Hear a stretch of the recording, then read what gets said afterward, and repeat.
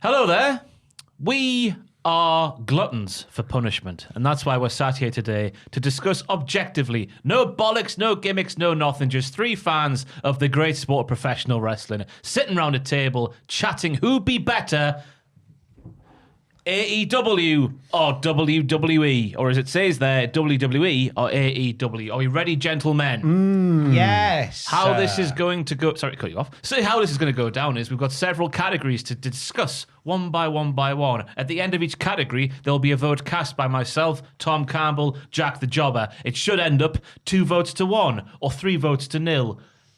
That's the only outcomes, isn't it? Yeah. So we'll definitely have a winner as to see who wins each category. End of the video, total up all the categories. The most categories in the favour of one promotion, obviously, is objectively better. Is that clear? Yes. Are we ready? Yes. Please be nice in the comments down below. We Do won't your cry. worst, you monsters. So kicking so we should just also say as well, NXT 2.0 is not included in this video. This is just main roster WWE up against AEW. NXT 2.0, it's off on its own weird cum-filled island. Yeah. On Tuesday, come Tuesday. Anyway, the first category is storylines. Who does storylines better? I don't know about you two, but storylines is the main reason I watch the professional wrestling.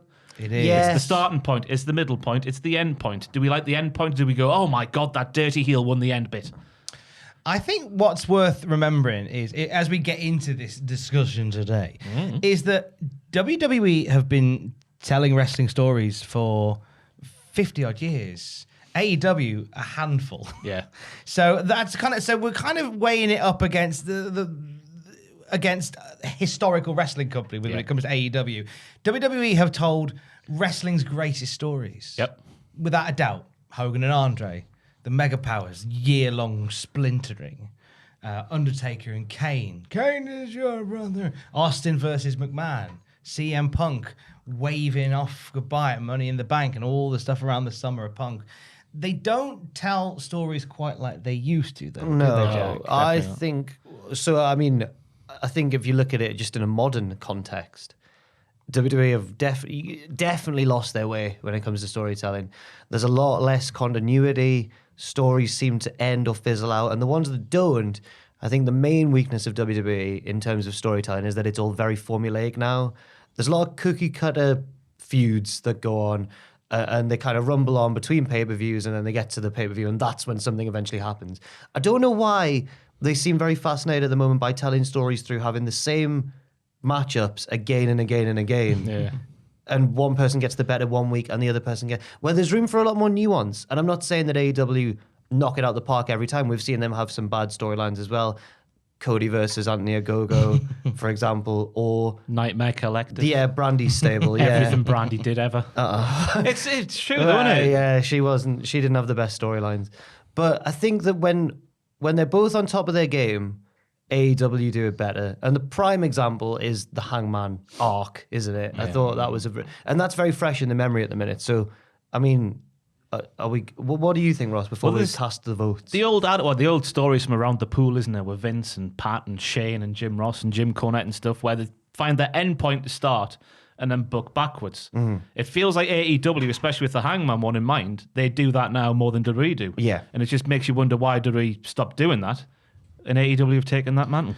I think as a society...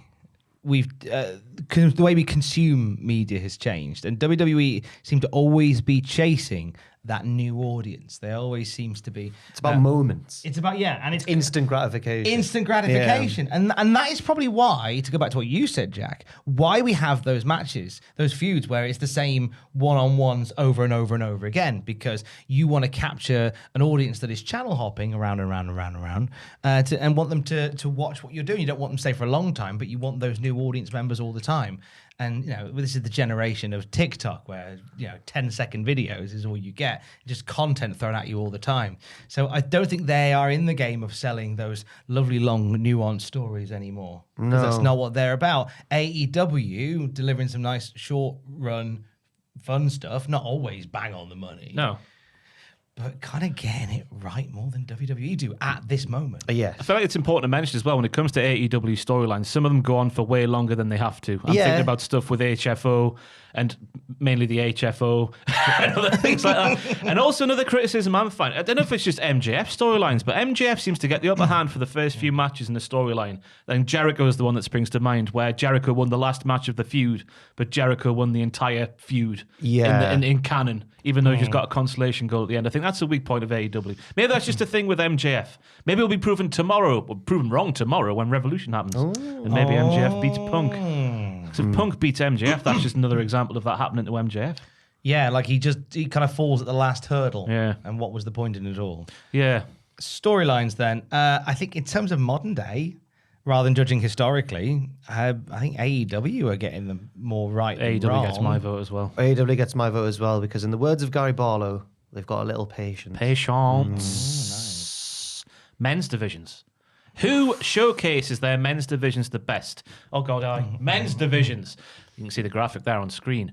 Best sort of TV time, exposure. I guess storylines kinds of bleeds into this one, but we'll try and stay away from the storylines kind of thing. Tom Campbell's men's divisions.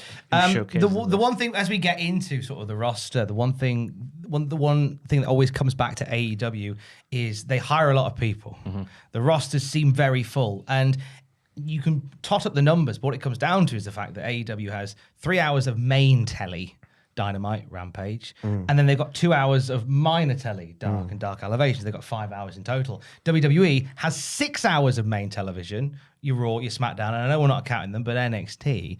And then they've got 2 hours of minor telly, Level Up, Main Event. So they've got 8 hours in total. So WWE has a lot more time to showcase more talent. So those 5 hours get burned up very quickly. But in terms of like the talent that is used,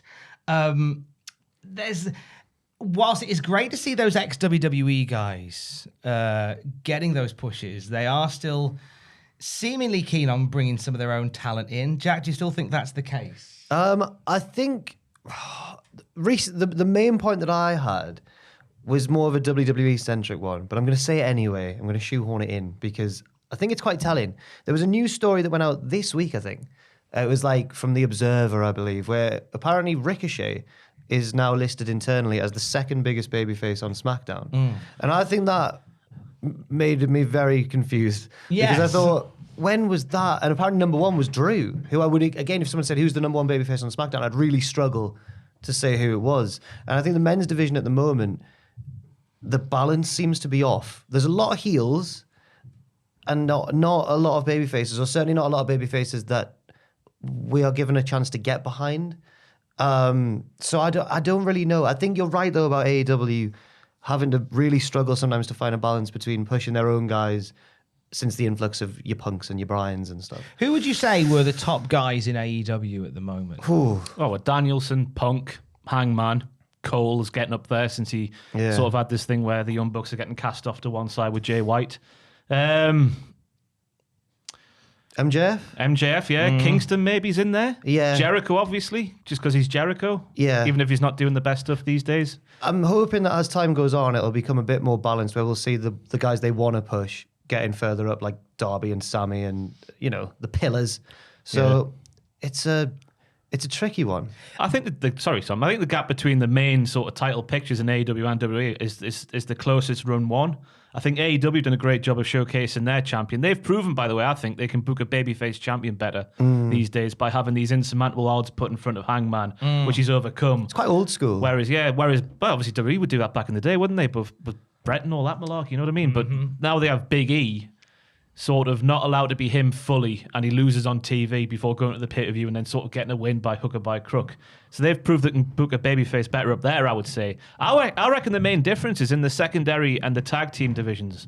That's where you see the men's division showcase better in AEW. This isn't going to be a fully AEW wankathon, by the way. Promise you. They're getting a kicking in a bit. Yeah, I promise you. Big time. But I think that's where the main differences are. I think AEW just clearly cares more about tag team wrestling. And I think the rotation of the cast on the secondary level, the TNT title level, is handled a lot better. I think there's clear rivalries there, and when one's done, we move on to the next one. And more importantly, while you've got Nakamura winning the title and going missing, Sammy's won the title and he's been on TV just about every single show, hasn't he? There's a real inconsistency with all of Yeah. it. You mentioned the tag teams there, and I think that's a real big point to make in the men's division, in the sense that AEW has a very obvious tag team division, and WWE have always had this love-hate relationship with tag teams. They love to hate tag team wrestling. Yeah. There's been a few teams that have punched through over the decades, but on the whole, they just get bored of tag teams, don't they? Yeah. Whereas AEW have kind of really sort of double down on doubles, and there's lots of them, and there's more variety for them. So are we kind of leaning towards, in terms of a men's division, because bear in mind the WWE's men's division has got probably some of the biggest, the two more recognizable wrestlers on the planet, Reigns right and now, Lesnar. in Roman Yeah. Reigns and Brock Lesnar. So they've got, and historically they've got wrestlers that are like that, but we're talking about the men's division now. I think my vote definitely goes to AEW, but I don't think that means that they knock it out the park every time. No. Like you mentioned in the storylines section, the Jericho feuds, there's still results that sometimes you think, well, the other person should have won in that. Yeah. But I guess that'll just happen in any wrestling promotion. I think on the whole, the point you made was really good about the secondary level and the rotation and stuff. When you watch a Dynamite, sometimes it'll feature, do you remember the one where Santana and Ortiz and the Best Friends had that massive main event in the car park, or the Arcade Anarchy match? And I don't think in WWE you see too much of that. It's really heavily centered, the men's division, around just the same few guys. So Yeah. I'm going for AEW for this one. I think consistency is a big thing to mention as well, just with Damian Priest being at the forefront of my attention this week. Because he had this year-long undefeated streak on Raw, which nobody talked about until the very end. And then Kevin Owens dropped a little reference in, and then Kevin Owens beat him after a year, just on a random Raw. Then he sort of got himself back up there. And then on this week's Raw, he just lost his title on a random Raw. It's just that sort of inconsistency of going up and down, where I think AEW, going back to that storyline booking kind of thing, they have their end point and then they work towards that each and every time. I think that's the way it feels anyway. I'm leaning towards AEW as well, Yeah, I think. same, Even yeah. if I said WWE, I get voted out now, so it's fine. We'll go AEW for the men's. 2-0. Oh, 2-0, 2-0. It's not going to be like Istanbul, because for me, the women's division, plural, is firmly in WWE's favour for Ooh, me. Firmly. interesting. I think if we're speaking about in terms of TV time, in terms of showcase and talent, I think WWE do a hell of a lot better job than AEW do. It's an easy kick down for anti-AEW fans to go, women's division's rubbish, women's division rubbish, women's division. And they have worked on it since those conversations started a year or so back. There is a lot of new names on there. You see a lot on AEW Dark and Dark Elevation more than anywhere else. In terms of those top names, I tried to think of the top names in both divisions before coming in here. In AEW, I got Britt Baker, Jade Cargill, who is a star, an absolute star. Thunder Rosa, Ty Conti, Ruby Soho. Those are the names that jump out of my head. There'll be others who have entered the chat. But then on WWE side, it's Becky Lynch, Charlotte Flair, it's Bianca Belair, it's Ronda Rousey, it's Sasha Banks, and they're all tried and tested stars. You could see them headlining not just WWE pay-per-view, but headlining WrestleMania as well. And I don't think we're at a point in AEW yet where we could see Britt Baker, for example, headlining a pay-per-view as the AEW Women's Champion. I just think it's a case of AEW not wanting to promote and push their women's division as much as they could. Really? Because I saw a quote while I watched an interview with it was Luke Owen and Denise Salcedo had QT Marshall on, and he said the following when just asked directly about the misbooking of the women's division. He said, so if you look at the ratio of how many guys are on the roster compared to how many girls are on the roster, you want to talk about keeping it even, you have to keep it even, right? So how do you do that? If you have 100 and something guys and 20 girls, how do you do it? You tell me. How do you mathematically do it and make it work? Blah, blah, blah, blah, blah. Do we get rid of all the male wrestlers and hire a lot more females because we have no option to put more female talent in there, blah, blah, blah, blah, blah. That tells me that they just don't want to do it, because the obvious answer is, just don't hire as many men and hire more women. Yeah, that seems like he just doesn't like women wrestling. Yeah, it's like you got quotes like that coming from QT Marshall, who, he's not one of the EVPs of AEW, but he seems to be sort of in that circle, doesn't he, with his training center and whatnot. And he's like a Mandelson. No. Yeah. But we're in that category with them. But WWE have got themselves in a position now, whether we don't like the Saudi shows, do we? But there was multiple matches on a Saudi show, which is a big step, isn't it? No matter what you think about what they were wearing or anything. That. I do agree largely, but I've got a slightly different take on the women's division point, which is that I think if we'd done this video 2 or 3 years ago, it would have been an absolute walkover for WWE. But things have regressed especially since Ronda Rousey went away, things really nosedived for a while for the women's division. I feel like it's starting to pick up again now. I don't know if that's just because Ronda's back, but Bayley being out for a long time hasn't helped either because she was really, really entertaining all the time. I still think WWE have the edge, and I think I probably agree with what you say. Like maybe it's just a matter of intent, and even though WWE sometimes don't seem to care about women's wrestling at the minute, it's picking up a little bit again, whereas AEW sometimes has a little peak here and there. But right now, I'd give it a WWE. I think AEW is getting a lot better than it was because at the start there was that one segment per week and that was it, wasn't it? Yeah. Whereas now we've got multiple segments on 2 different shows. But yeah, I think WWE's just in terms of, I reckon we'd be saying it even stronger in WWE's favour if they got rid of the Women's Tag Team Championships. Oh yeah. If you don't care about them, just get rid of them. Like instead of just having them there and then, it's WrestleMania in a few weeks' time. Let's get Sasha Banks in that. That seems like a waste of Sasha Banks. That's another video for another time. Waste of Naomi as well. Yeah. Everyone always says, when are they going to push Naomi? And they never seem to do. But there we go. WWE are on the scoreboard. It's 2-1, everybody. Whoa. We now move on to championships. Talking of... This is both in terms of how the titles are designed, which one do you fancy the most, which one's the best looking, but also in terms of how prestigious / meaningful they are. Jack, where do you want to start this discussion point? I'll start with how prestigious they are, I think. It's really inconsistent in WWE. You've got the 2 main ones, especially the Universal title at the minute with Roman's reign. That's now far more valuable than the weird to say because of all the history, but far more valuable than the WWE title, which got diluted by the mishandling of Big E's reign recently and all the rest of it. But the top 2, I'd say, pretty prestigious, pretty good. But then there's a huge drop off when you get to the IC, especially the IC, and to a lesser extent the US title. Then you've got the women's titles, which I don't think are in too bad shape. The Raw one has benefited from long reigns from the likes of Becky Lynch and all that sort of stuff. Charlotte's done a good job on SmackDown as well. I think those 4, like the 2 main men's ones and the 2 main women's ones, I've not got too many complaints really in terms of just the prestige of the belts. The storylines you can have an issue with, obviously, but all the rest and the women's tag belts, as you've said, there's a huge gap.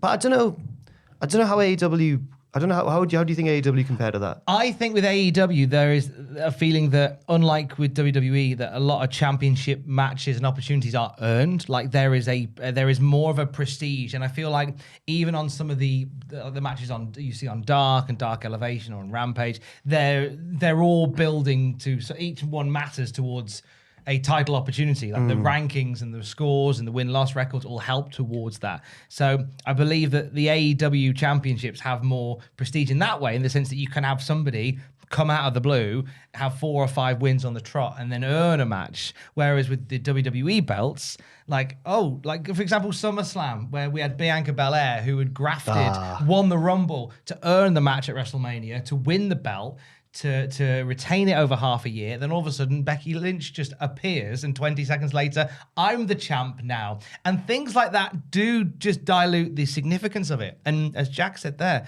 the only belt with any real prestige in WWE, in the men's divisions at least, is the Universal title, because it's been the most protected.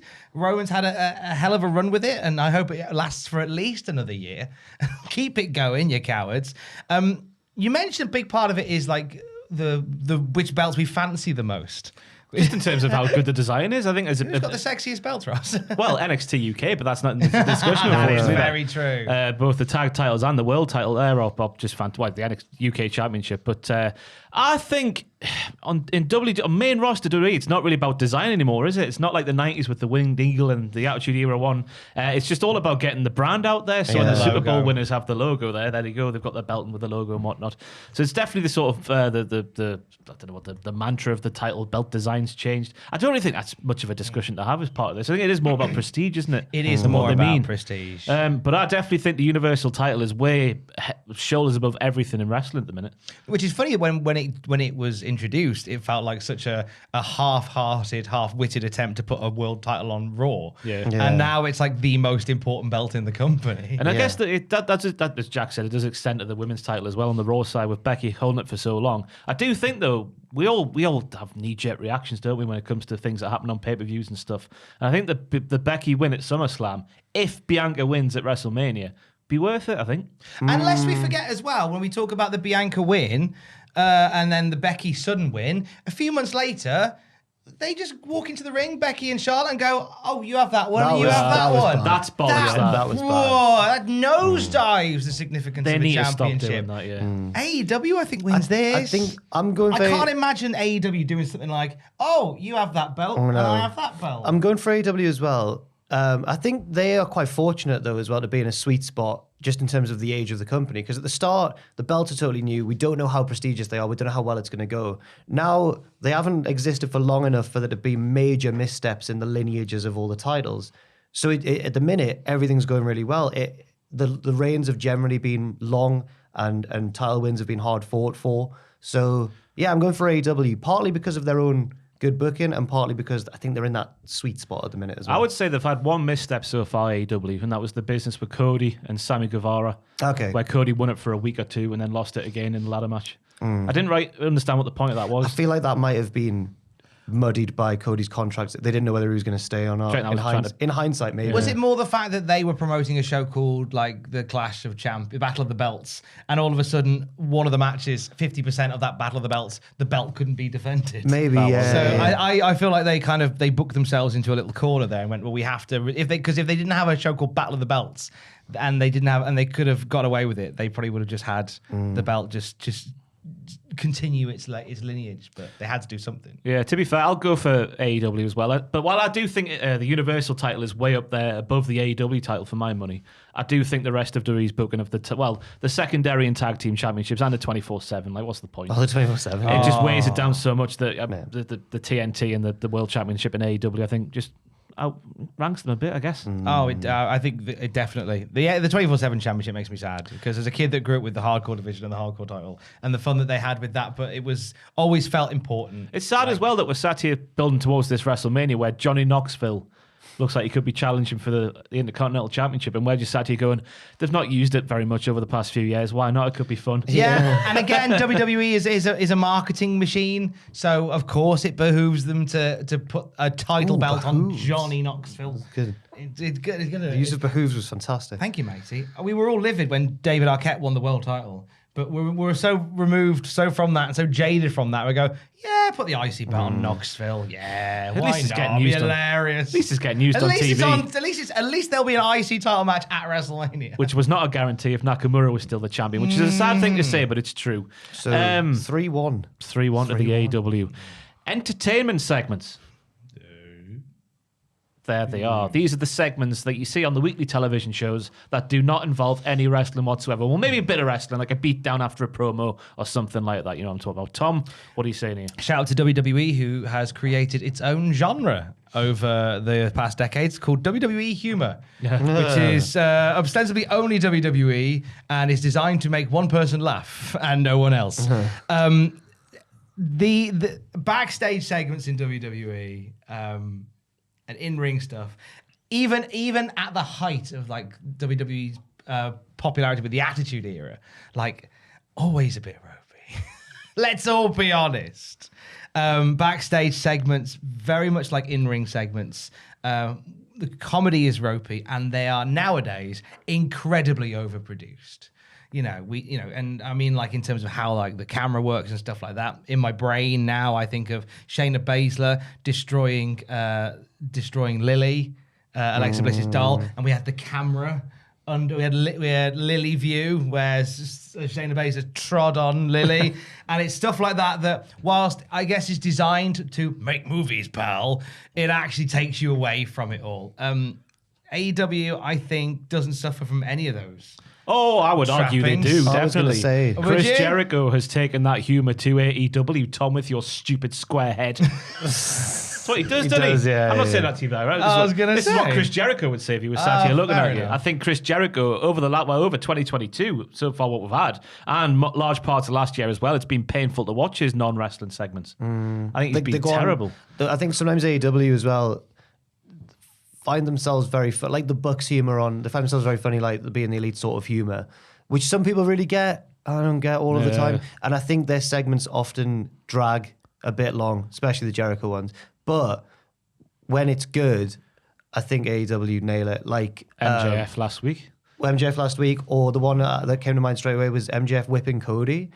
I remember in the build-up to that, everyone was saying, well, Cody will get out of it or it'll lead to a brawl or something. But they played it totally straight and it was just much more effective because of that. So I think when they have a big set-piece angle kind of segment in mind, they often knock it out of the park. Not always, but I think that they do tend to do well. In terms of beatdowns and saving the day and stuff, that gets a little bit repetitive for me in AEW. It's always a backstage interview where someone gets interrupted and it ends in a beatdown. That's what normally happens with everybody, whether it be Britt Baker or whoever backstage. Yeah, but I think visually, when the production of these segments, they're much more invested in making it look real and different. Whereas, as Tom said, WWEs are massively overproduced a lot of the time. I think AEW have fallen into a bit of a dangerous category, like sort of territory, because all their backstage segments now are taking place in the same areas. It's either in the backstage bit where there's no set, or that set backstage, or in the ring. Whereas at the start of the company, they did a wonderful job, I thought, of doing these backstage segments in random bits around the arena to make it look really different. I thought that was a real plus point. I think about when Kenny Omega put John Moxley through that glass table. They do it a bit less now. They're doing that less and less, so it's becoming more like WWE, because that's the main issue I have with WWE is the fact you tune into a weekly Raw, and if you haven't woken up properly that day, you might be thinking it was last week because it looks the same and feels the same. I'm really sick of that either bright blue or bright red backstage set. It doesn't look like anything. It's so weird. It's such a strange decision. It's very sterile. Yeah. Sterile is a good way to describe it. For a show called Raw, which is quite fun. Yeah, it's not Raw anymore. Yeah. I think it's quite close, this one, but I think...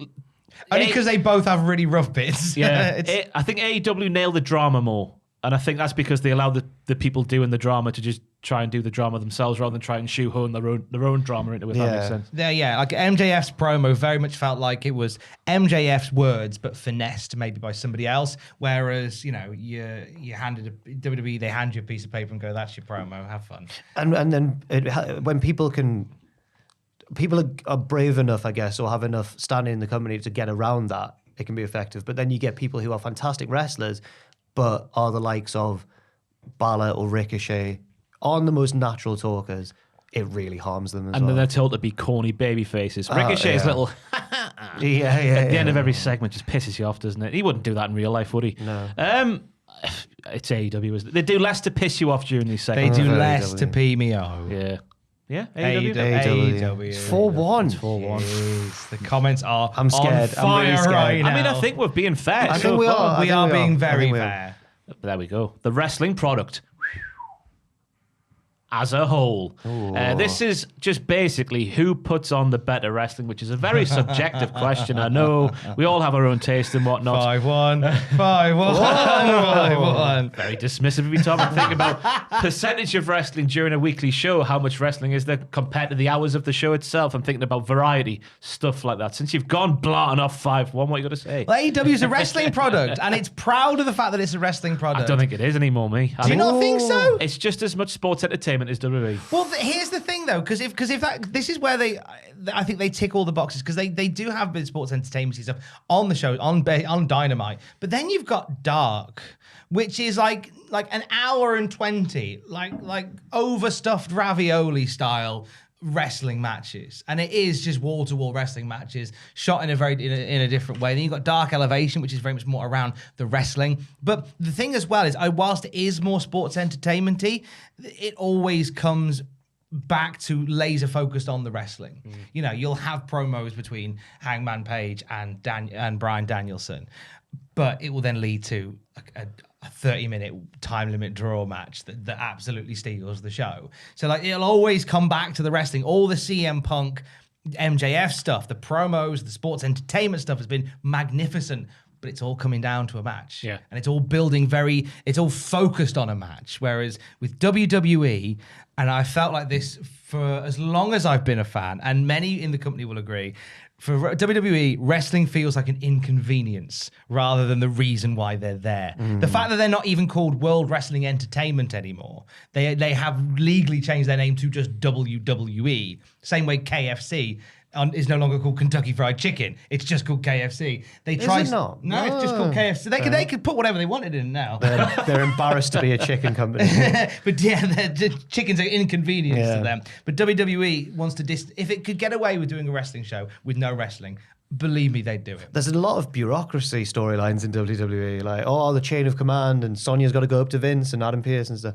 I think that when it comes to just the wrestling itself, I think the wrestling I enjoy the most, and I can enjoy a really good match that exists in a vacuum and is just a really good match, but it's best when the story is amplified by what happens in the ring or vice versa. I think AEW achieved that a lot more. In WWE, I get a sense that often nothing's going to happen during a match, bell to bell, that changes or alters the status quo of a particular feud or storyline unless it's a pay-per-view. Like, you could kind of skip the weekly shows most of the time to get to the pay-per-view and then just catch up on what's happened through a recap or whatever. Whereas in AEW, I get a sense that, or there is more often a sense that each match matters. Each match doesn't actually matter, but I think they do a better job of giving that illusion that any match can alter the status quo of what's going on at any particular time. Variety, I think AEW takes it as well. They just have, they bring in these different match types from way back in the day. I'm thinking about your bunkhouse brawls and all that sort of stuff, and Texas death matches and other things like that. It's the repetition that my main issue is with WWE. It's the sort of like the too many roll-ups, too many DQs, booking themselves into corners where they don't need to be in that corner. Like a main event of Raw will be Seth Rollins and Kevin Owens versus two more main event stars, and it always has to end in a DQ. They don't want anyone to lose. Can't pin them, but you don't have to book it that way because, you've got that there pencil. You can write anything down with that pencil. You don't have to book yourselves into that repetitive, really annoying corner, do you? No. Then they can do it because we recently saw, well, not that recently, but remember Montez Ford had that main event against Roman. And obviously Montez wasn't going to win, but I think it elevated him to be on that level with Roman, and it allowed for a main event that felt more like a main event. Yeah. I think percentage of the show's taken up by wrestling as well. I think there was that Raw without commercials recently where someone worked out it was 10 minutes out of the full hour was actual wrestling.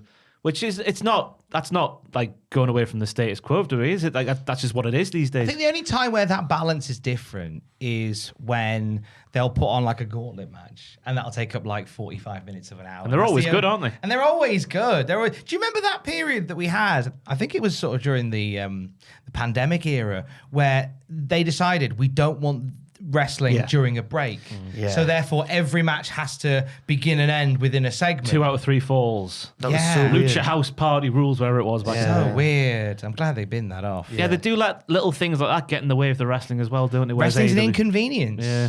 To a wrestling show. Yeah, so it's AEW, isn't it? 5-1. 5-1. Not going well, Oh, this no. is How it. bad must you no. be? We're winning 5-1. Oh, no. Tom went to a football match recently. Once. Yes. There was West Brom chanting that at Borough after West Brom scored a goal. How must you be? We're winning away. Yeah. They lost 2-1 in the end. Steve Bruce is a football genius. Anyway, moving on now. The production value of the TV shows. Now, in this discussion point, we've got a couple of subsections, I should say, after this one. But this one is all about the lights, the sets, the pyros, the replays, the seamlessness of the broadcast viewing experience. Who is better, Jack, AEW or WWE? So in terms of how clean and expensive it looks, WWE. Yeah. But AEW work better with what they've got, in my opinion. And the other thing that I can't get away from is the camera cuts. It's the one thing that weighs it down. Yeah. If they shot it more, I saw a video once on Twitter. It was like a fan cam of Kevin Owens giving the pop-up powerbomb to someone, quite a big opponent, I think, as well. It looked class because the camera didn't move, and when he hit the impact, like obviously the ring didn't look like it moved at all, and it looked really good. And I thought, why do they cut on every impact? I don't really know, but that's the big negative for me for WWE's production. Yeah. I'll mention this again just because I think it's quite relevant. That I've got to speak to someone who was in the production staff of World of Wrestling on ITV, and they said they had, because I don't know if you remember watching that. Bloody hell, the camera cuts were even worse on that. They had to cut before the impact of certain moves, so people couldn't work out at home how to do them. So maybe there's some sort of rationale for that, but then you think of about 25 years of history before that on TV, and that wasn't there, so maybe that's just complete bollocks. I often think it's the idea that non-wrestling people are worried that other non-wrestling people will be bored of watching wrestling. So by adding camera cut, like Marvel. Stay exciting. Voo, voo. I think that's maybe what they're going for with it. I would say, though, in terms of the production, whilst they do fall into the trap of being overproduced a fair amount, WWE will forever have production one. Yeah. Not just within like the main roster shows within Raw and SmackDown, but like documentaries and presentation away from the wrestling ring. They've set the standard, haven't they? Their standard, and it's so high. And AEW, as you say, you see elements of them trying to emulate that. It feels very loose around the edges. Yeah, I think as well when you. Like when me and Ross are lucky enough to have gone to 2 WrestleManias, and the setup was just insane. Yeah. Like the stages and everything, it's a different level, and it is one of WWE's strengths. The only big negative, as we said, was the camera cuts all the time. As bad as that is, I still think they're head and shoulders above AEW. Absolutely. got And to another reason they are is because of pyro specific or superstar specific pyro. Oh, I think that's missing from AEW. I like it when Kane back in the day would have his flames.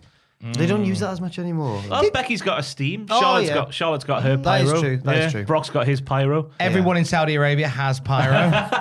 Basically, every time anybody walks out of a door in Saudi Arabia, there's a small bonfire night type display. Drew McIntyre beat Madcap Moss, and it was like the new millennium. It was like, get in. Drew has his flame. I don't know what it is, but I'm watching an AEW entrance. I'm just looking at the sort of generic sort of.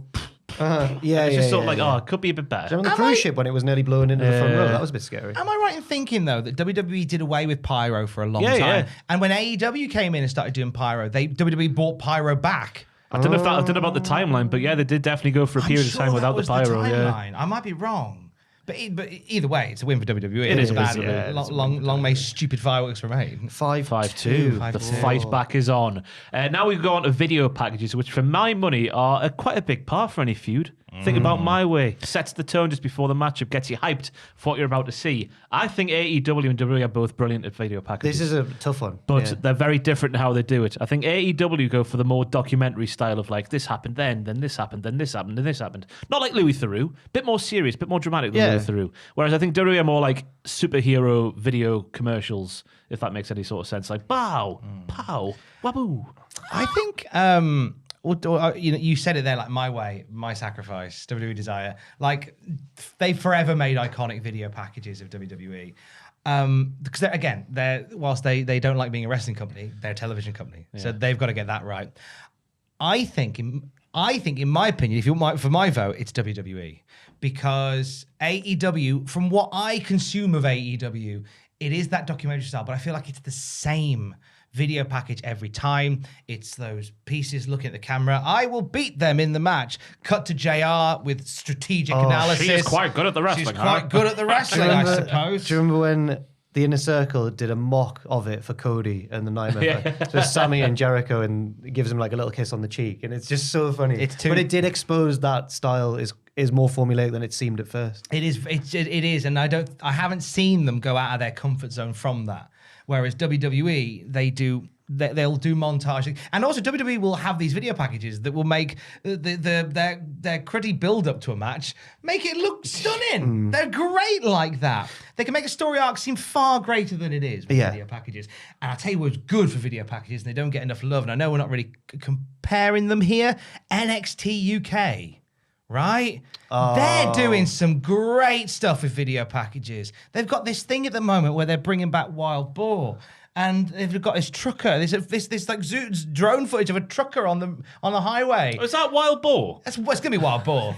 And it's just like, and it's the trucker that sees this thing on the floor, and you see this rustling in the. Oh, it's great! It's atmospheric. It's brilliant. The character development stuff they're doing there is fantastic, and it's that WWE trademark that they do that's so good. I think WWE wins video packages. I'm going for WWE as well, because I think it's closer than maybe. I think maybe I enjoy AEW style more than we've said there, but I think they're both really good. But I think AEW has a lot of sound bites and great material to use, and there's more creative freedom that they can draw from. Whereas, as you've mentioned, WWE can take like the worst feud and somehow make it look like the most unmissable rivalry that's ever existed. So yeah, it's WWE. I'd never noticed the formulaic stuff of AEW before you mentioned that there. Oh, but it's true. now you have. It is true. Now you have. I remember watching it. It was one of the buy-ins, one of the early pay-per-views. It was just an hour of promo packages for every single match in the card. And there was one for Proud and Powerful where they were definitely heels at the time, but they were sort of shot on the subway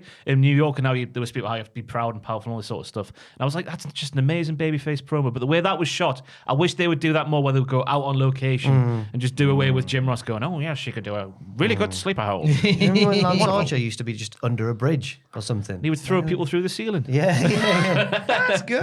5-3. They're both good, but in different ways. But there we go. 5-3 is the score on the boards. Now we move on to entrance music. Who has the most bangers, basically? Now, I've got empirical scientific evidence, so I'll let you two go first, and I'll drop some science on your asses. Well, again, WWE is for years has made the most iconic theme music. But current day, they've proper taken their foot off the gas. They just none of the music that really comes out today really inspires anything. Like there's nothing that I've heard from a wrestler in terms of new music that's made me go, "Oh, that's good." You know, I heard my lookalike on NXT, Joe Gacy, had some new theme music. We're not talking That's about NXT, good. but it stood out because it sounded so different to everything else. I was like, okay, that's good, but nothing else really is just. Everything is just. That's the main thing. It's either that or there's the horns and then the trap beat. yeah. Yeah. The little, Trap beat. I learned Trap that. beats. I learned that from Jack Atkins upstairs. And you get the and then with some sort of rap on top of it. Nice. Trap beat. I think that's the main thing because back in our day, the music was made for the wrestler, for the gimmick, and it really was Jim. true. Yeah. Jim Johnston. And now we've got Def Rebel. Def And Rebel. CFO, by the way, Def is right. Oh. is it Def Rebel? I've forgotten again, Richard. It is Def Rebel. I always forget what they're called. Anyway. I wouldn't trust anyone called Def to make my theme music. Before you say your empirical evidence, can I give mine as well? Yeah, Because yeah. you said we should before. So you I was going to drop- ask you about the AEW, and I was going to say, do you believe that Mikey Ruckus is leading into a golden era of theme music? Potentially, possibly. Or is he a hack? No, not at all. I think possibly he is because I mean, there's some, and it's not just him though who's done everyone. We've got Judas, we had Cody's by Downstate. They kind of, even though Mikey Ruckus has got his signature sound, it's not all that. There's a lot of different genres. They mix the genres more as well. Like Private Party's music, more of like a party song, and it seems more tailored to the wrestler. Do you remember when? It's not relevant anymore because they've changed it. But do you remember when Nikki Cross was a sassy Southern belle Yeah. for a couple of weeks? It's weird. Yeah. But I think since CFOS, They get a hard time, by the way. Really? Me and Adam did a tier list of all their themes and the amount of bangers they've actually yes. made. I was I about think to they were say. like, Right. were they about 2013 up until about 2019, NXT had 2020? some fantastic Glorious. teams. Glorious, yeah. Shinsuke's. Go and look at that tier list. It's called CFO $. It's on the channel now, but they did a lot of bangers. But yeah, they've since definitely they've lost their gone- way. Yeah, yeah. A And lot of them sound the same. Check before I pass over to Ross for his science. Check out Drew Gulak's theme because Oh, it's yeah. oh my god. Yes. Cruising through the streets of Newcastle upon Tyne at night with a car window down. That one. Synth. Don't give a damn about any One of those hand frat on the boys. wheel. Yeah, no. Yeah. Nice. The empirical evidence comes from those tier lists, by the way, because just before Christmas, myself and Jack sat down and did the tiers for both Raw, SmackDown, and AEW.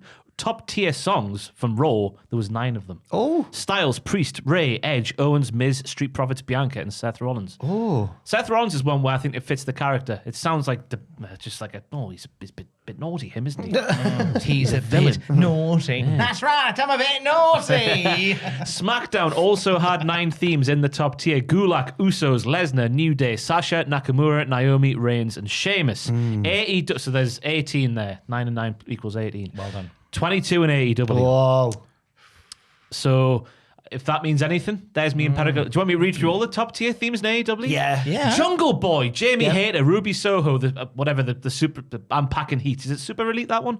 Oh, yeah, That one, whatever they're called. Varsity Blondes, FTR, Jericho, Christian, Best Friend, CM Punk, Cody, Darby, Omega, Archer, Miro, Lucha Bros, Team Taz, Ricky Starks, Malachi Black, Thunder Rosa, Butcher and Blade, Adam Cole, and because Cody's not there, we can replace his with Kings of the Black Throne theme just to keep it at around 22 because I think that is a banger and it's made by Brody King's bandmate or something. Nice. I think. Some good, yeah. There's and also like Tony Khan, not afraid to put his hand in his pocket for when the music matches the person. That's a thing that we obviously know why they're doing it, so they can put it on iTunes and make a bit more money. I guess that's the main reason for it, and just to own the thing without paying for it properly. Properly? Is that the right way? Yeah. Own it wholesale. Oh no, wholesale. That's the one. But that is taken away from WWE as well. Like sort of like they need to bring that back, don't they? I think so. My favorite Mikey Ruckus story before we move on from music is that he was told with like a couple of hours' notice, oh, by the way, the Elite are coming out as Ghostbusters. Can you do our own version of the Ghostbusters theme? So you listen to that theme, like he's in a taxi putting that together. Yeah. Like he's a very talented man, is He is. Mikey Ruckus. I think me and him are very similar because I wrote Yeah. Very Wrestling Christmas in a day. So Well, there you go. a yes. similar level of talent there. So Eye of the Tiger by Survivor was written in an hour. I can see that, but it's class. That's not a knock. Do you reckon on he was it. getting chased by a tiger at the time? No, 'cause the story behind that is slight aside. Sly Stallone rang Survivor and said, "Can you do the song from my boxing film Rocky?" And he said, "I'll pay you to do 2 songs, and I'll choose the one I like, but make 2." They spent like 7-8 hours putting together this banger of a tune, and they went, "Oh gosh, it's nearly morning. We've got a couple of hours. Let's just rattle out another one." And the one they rattled out was Eye of the Tiger. And Sly said, "I want that one."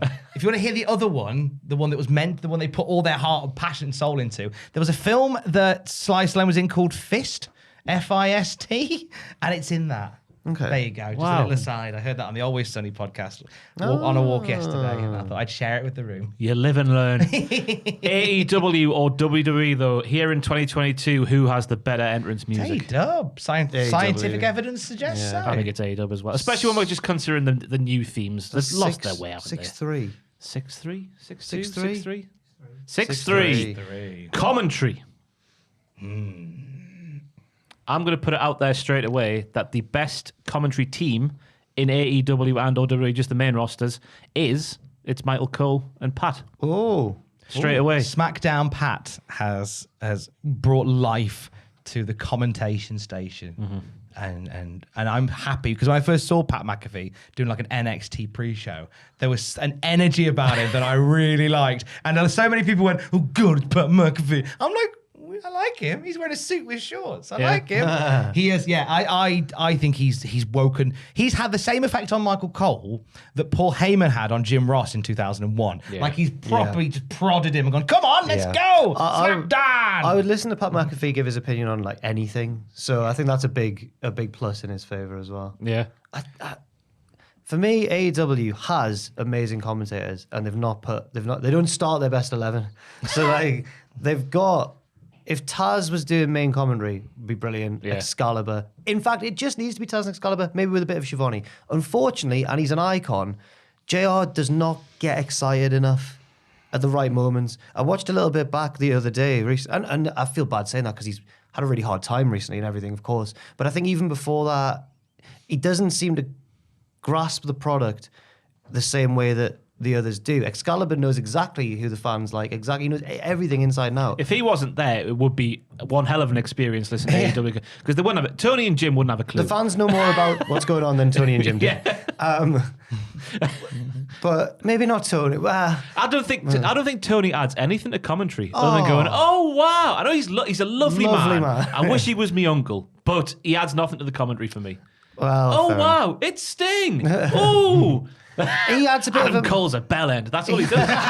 He adds a bit of Those emotion. 3 famous lines from Tony Schiavone. "Oh wow, it's Sting. Adam Cole's a bellend." There was a bit of that. I watched a bit of that CM Punk MJF match back recently, and there's a near fall where Punk somehow gets out of something and leaves MJF flat on his back, and he hits the big elbow drop. And even though no one thinks Punk's going to win with the elbow drop, it's a really close near fall, and the fans really fall for it because it's such a late kick out by MJF.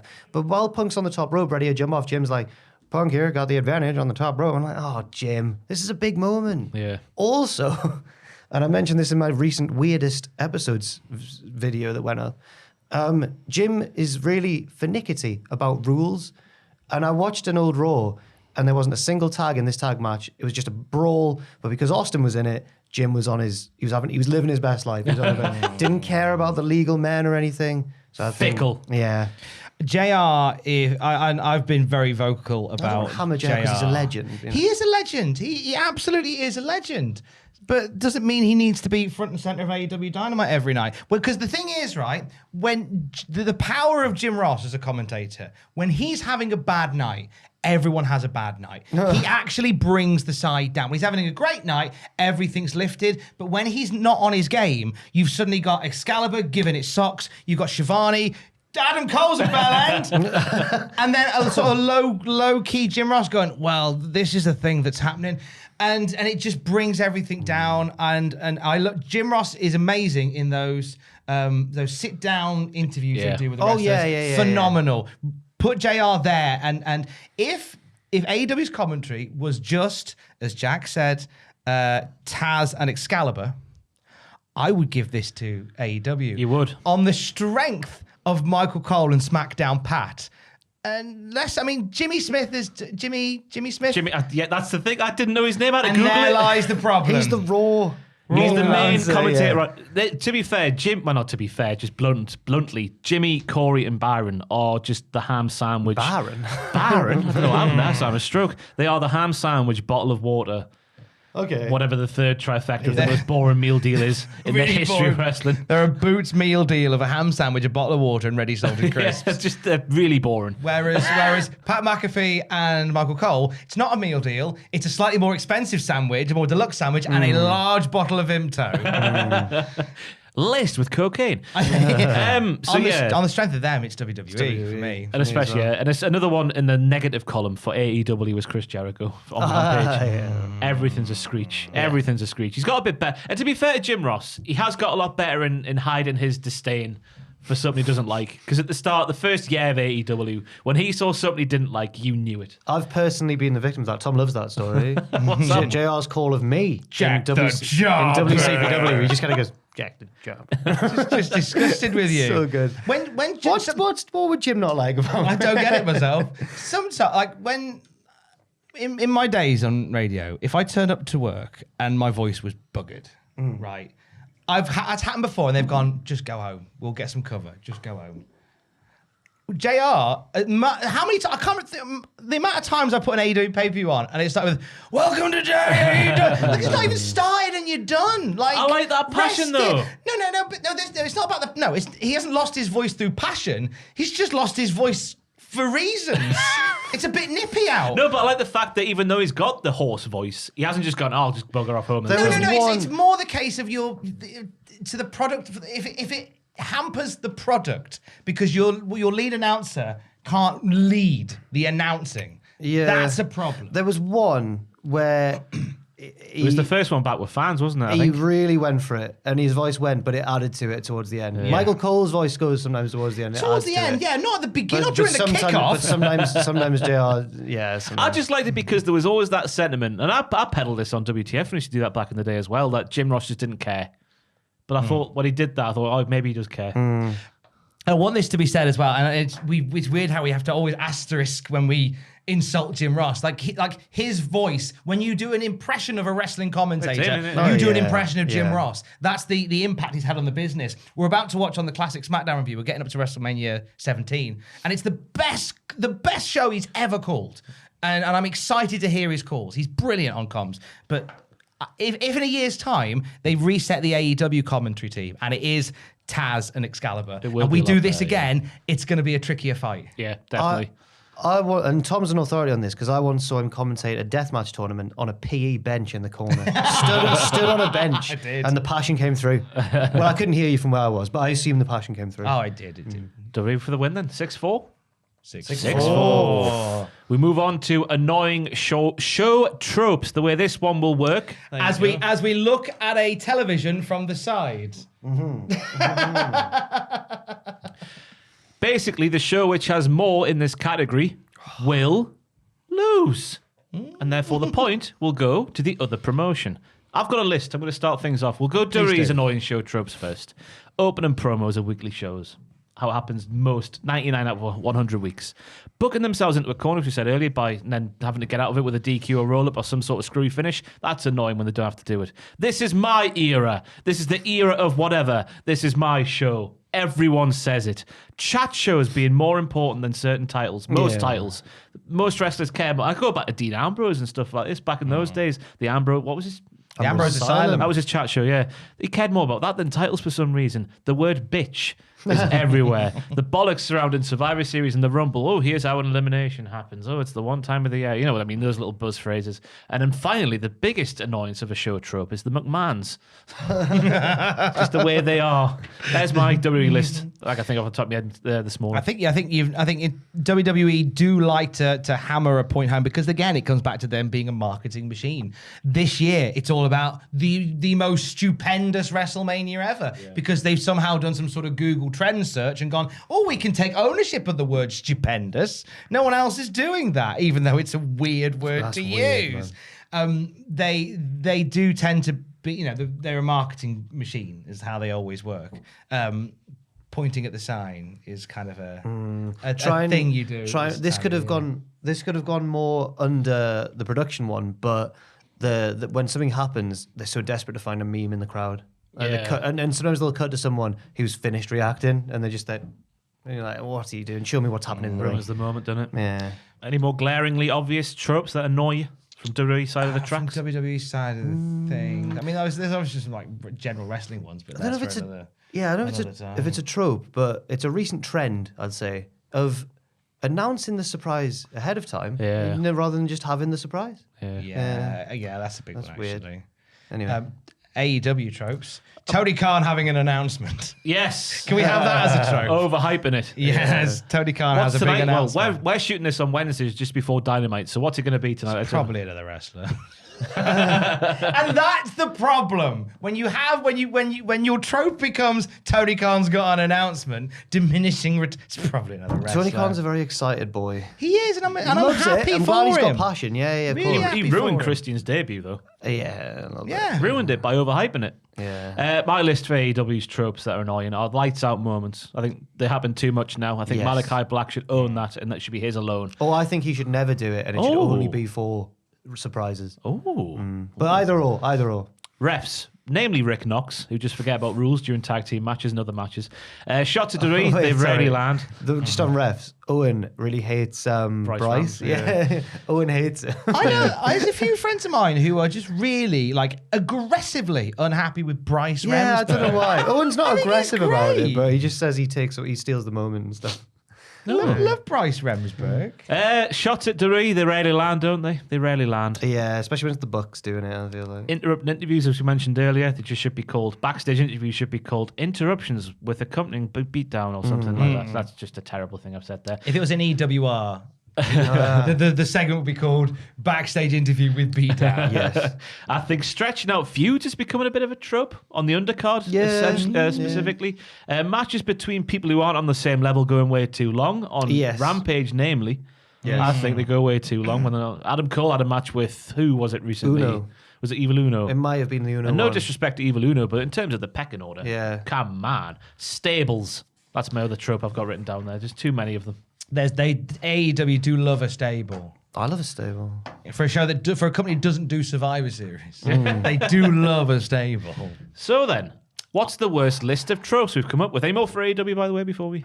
Oh, probably. I feel like a beatdown after a match, and then one person runs in to save the day, and then one person from the other person's team, and then and it's one, and then the one with the most people wins the brawl. I remember that right at the start of AEW when Cody and Dustin were doing that. Yeah. I was like, oh my God, it's like the Attitude Era all over again. Because that's how those shows would end. It was really exciting. But when you see it all the time, It got less exciting. moment for time, didn't it? Yeah.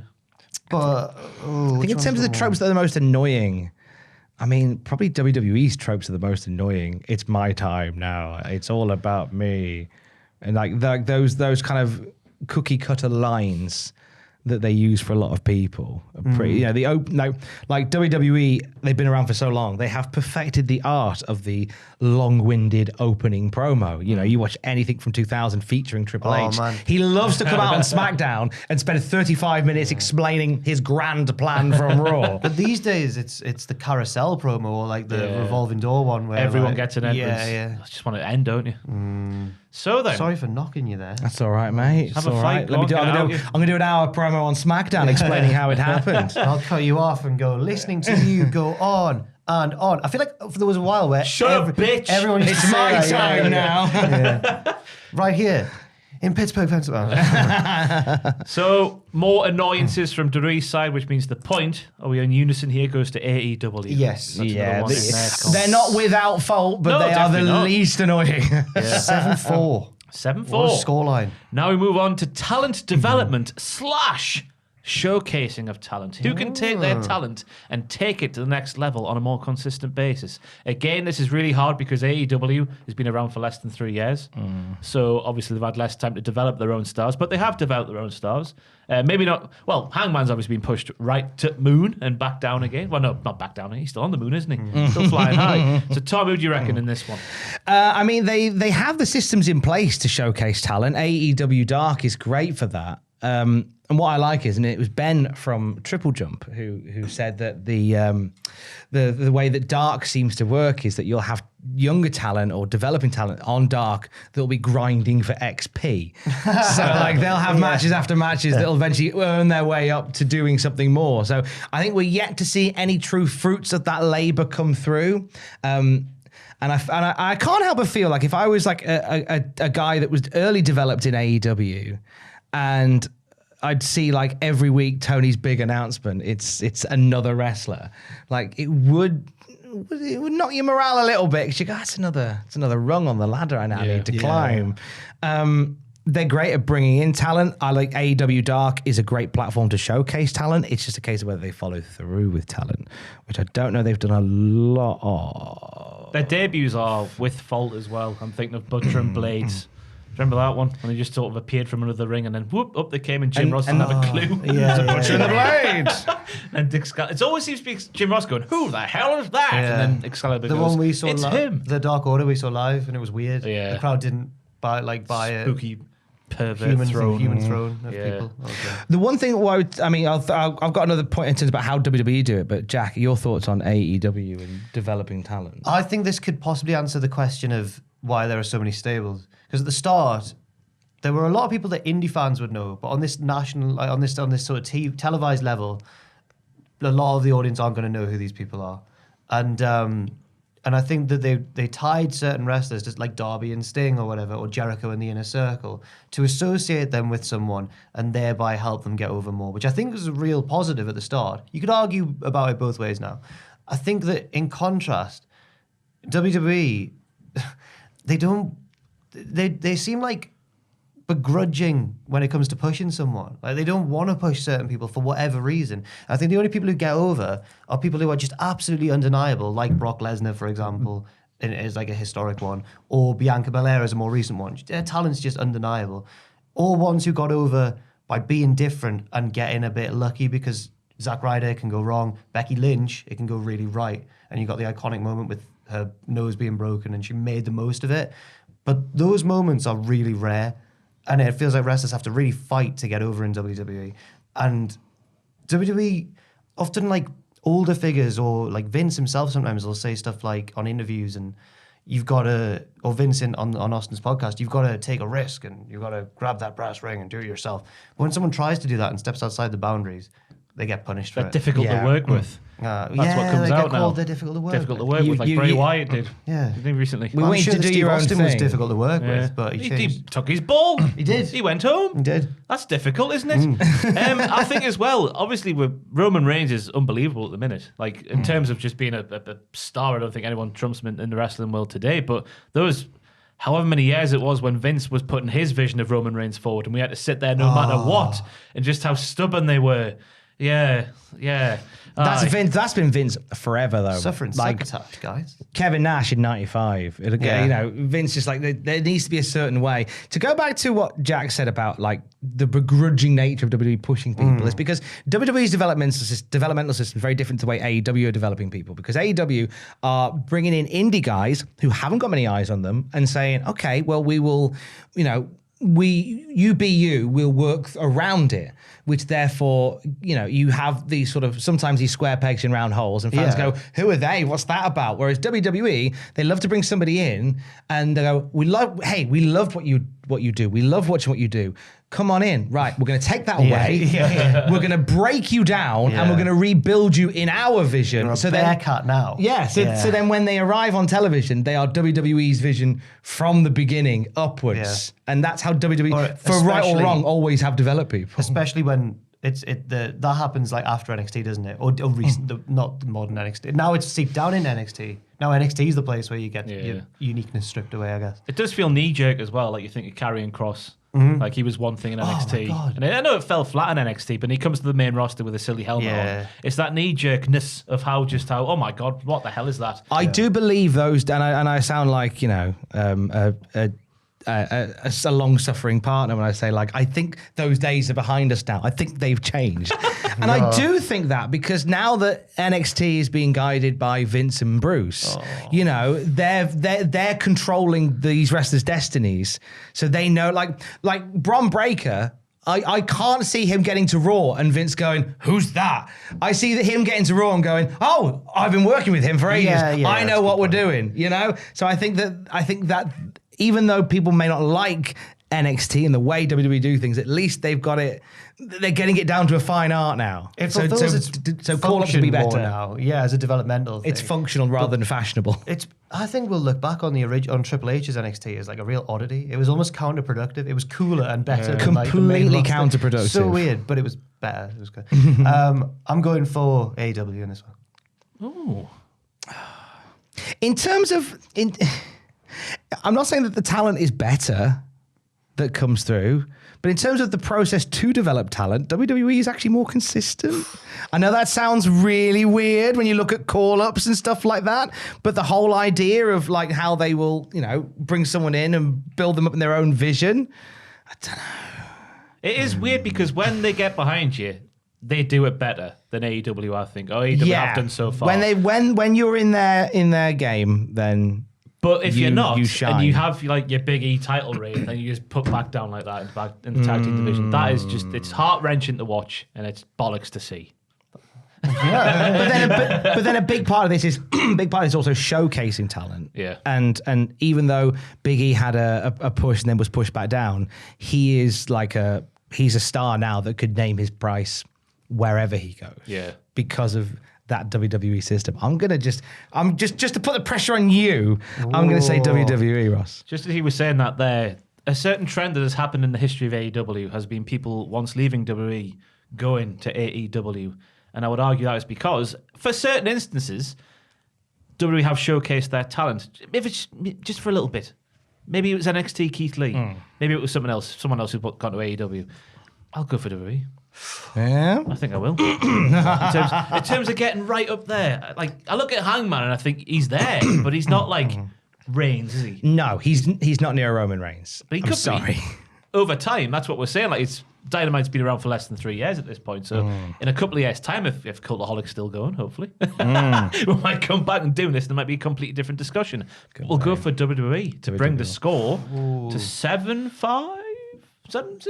7-5. You see, who's the AEW shills now, eh? We're rounding things off with a big, juicy category called the Marquee Stars. Who has the bigger marquee stars, the more mainstream appeal? There seems to be a discussion that people throw around when they're talking about AEW versus WWE, so I thought I'd put it in there. Oh, they've got more marquee stars. You know what I mean? Who has it, Tom?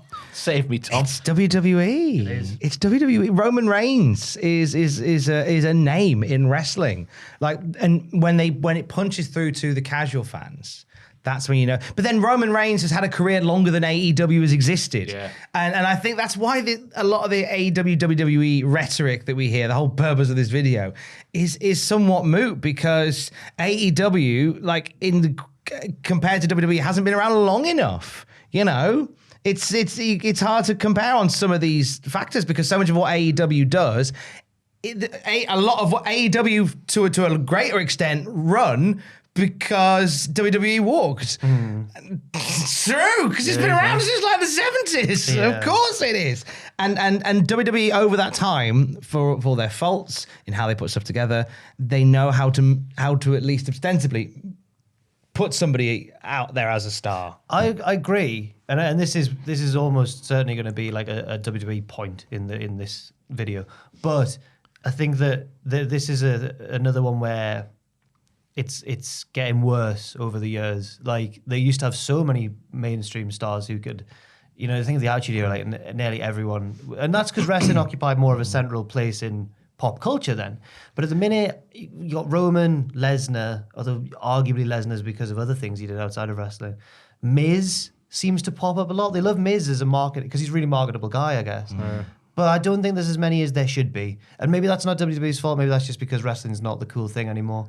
But there are certain statistics and such that say that WWE is actually the most popular that it's ever been. Well, I think it's making more WWE's money. It's making more of a footprint. I think WWE is bigger than the wrestling industry. Like it's bigger than everything else in wrestling. So WWE is bigger than wrestling. So it depends who the question is aimed at. I think marquee stars for people outside of wrestling, WWE wins it hands down. If it's marquee stars aimed at wrestling fans of a certain age, wrestling fans from back in the day, then I think they'd be more interested in the stars of AEW.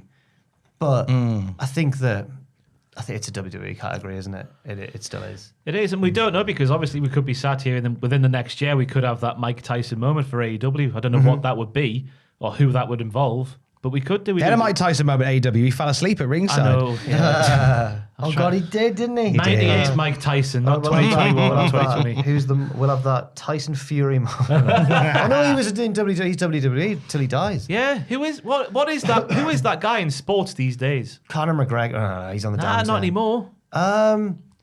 Richard Messi. Messi, yeah, they have that Lionel Messi. That Lionel Messi moment. They have that. You know who would be? You know who would? You know that New Zealand / Nigerian MMA champion. Oh UFC, yeah, Israel Adesanya. He's the new Tyson. Because he's a bit meta and hipster as well. So he watches anime and that like Richard does. Huh? Maybe Ngannou. Just a huge man. Is Pete Sampras doing it? Yeah, get him in. Martina Navratilova. Let's get Ronnie O'Sullivan. Yes! Let's get Eddie the Eagle. Eddie the Eagle Edwards. When is AEW's Eddie the Eagle Edwards moment happening? I think you're throwing there having obviously Rousey in the ranks as well. What she did as well. I think it is a WWE win for that one. Yeah. Anything else you think's pertinent to this discussion of AEW versus WWE? I think you've covered pretty much all the bases there. Yeah. I think I think no doubt we've missed something, and the comments will be saying, "Why haven't you spoken about this?" There's stuff like I guess we could have done maybe like social media engagement, how they act on social media, how they do that.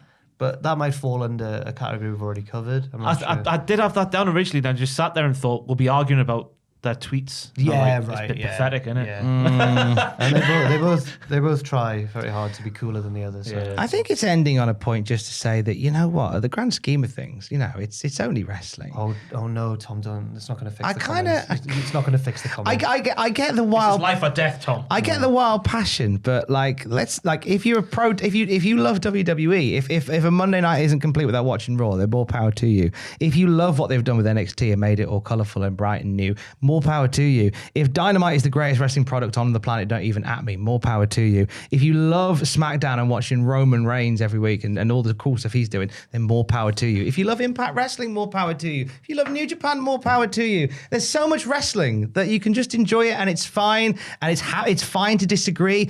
I actually, I'm at a point where I go on Twitter and I see simple conversations about which wrestling promotion is the best end in death threats. And come on. Yeah, it's silly, isn't it? It's silly. Like we should all look. 3 years ago, AEW wasn't even a thing. What did you talk about then? I don't Other understand. stuff. That's the thing with Twitter as well. My enjoyment of Twitter has gone through the floor since AEW came around. Yes. They have been you tweet one thing in support of AEW. Go back and look at all of our Twitters. We'll do stuff in favour of AEW. We'll do stuff in favour of WWE. No matter what we do, the other side always comes at you and just sends you horrible things. Yeah. Always remember that there'll be a confirmation bias to whatever you see. If you think that we are ostensibly a pro AEW channel, then of course you'll see stuff saying that. Yeah. I've had people in one news video. I had one person say I'm an anti AEW, pro AEW Tony Khan paycheck rolling, whatever. And at the same time, somebody said, "Oh, an AEW fanboy." Like, sorry, a WWE fanboy. Like, so I'm both pro and anti AEW apparently, or pro and anti WWE at the same time. Like, maybe you're just reading whatever you want to read that fits the story and the narrative that you're telling. I think so. And whatever you watch, just enjoy it, because life's too short, for goodness sake. On the other hand, we have conclusively decided that AEW is the best. It is absolutely the best. No, the greatest wrestling promotion. It's very narrow. Very close. Very narrow. Thing. You see, I think we've had I was worried about doing this video. I was worried that the blinkers, the alleged blinkers, might come out. But I think we've had a very good discussion. We're professionals. We are We're not professionals. We're just fans. Well, yeah. We should never lose the common touch. That's right. But we're also really clever. Like what you like. That's the main thing. If you disagree with what we said here today, of course you do. Let us know how much you disagree in the comments down below. Give the video a like. If you want to give it a share, give it a share. The algorithm will love you, and then therefore the algorithm will love us. I've been Ross from Cultaholic. He's been Tom. At the end there has been Jack. AEW has sneaked it in the AEW versus WWE discussion. Thank you for watching until the end. I imagine a lot of people saw, what was it, 2-0, 3-0? Yeah, it was getting up there. Yeah, and then they tuned out. So sucks to be them, but they're sad anyway. Thanks for watching. Goodbye.